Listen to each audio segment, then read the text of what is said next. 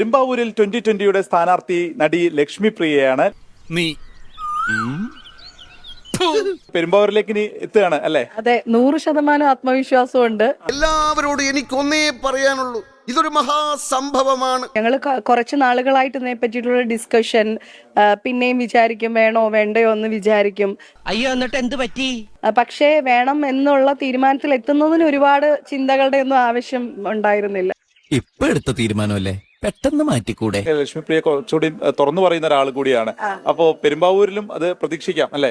അതെ അതെ, പെണ്ണായത് കൊണ്ടാണോ ഞാനിതൊക്കെ ചെയ്തതെന്ന് ചന്നനോട് ചോദിക്കേ. എന്നാൽ അല്ല, ആണായിരുന്നാലും ഞാൻ ഇതിനെ ചെയ്യുള്ളൂ. എന്താ കാരണം?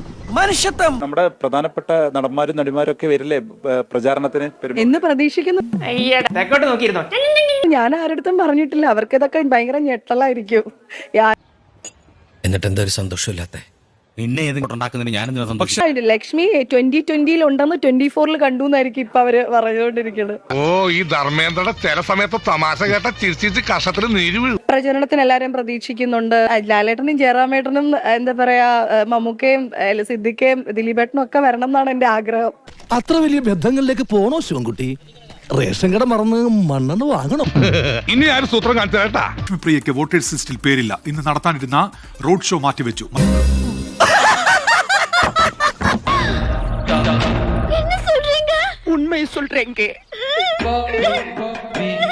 മറ്റൊരു സ്ഥാനാർത്ഥി ഇന്ന് തന്നെ പ്രഖ്യാപിക്കാൻ 2020 തിരക്കിട്ട ശ്രമങ്ങൾ നടക്കുകയാണ്.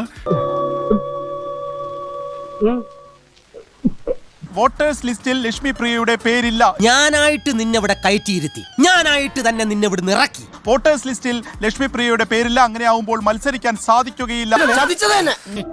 നിനക്കിതെങ്ങനെ സഹിക്കാൻ കഴിയും ജോസേ? ജോസേ, ഇതങ്ങോട്ട് കൂടി.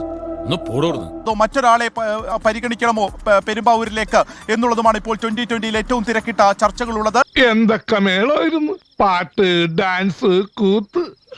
എനിക്കപ്പോഴേ തോന്നി ടമാർ പടാർ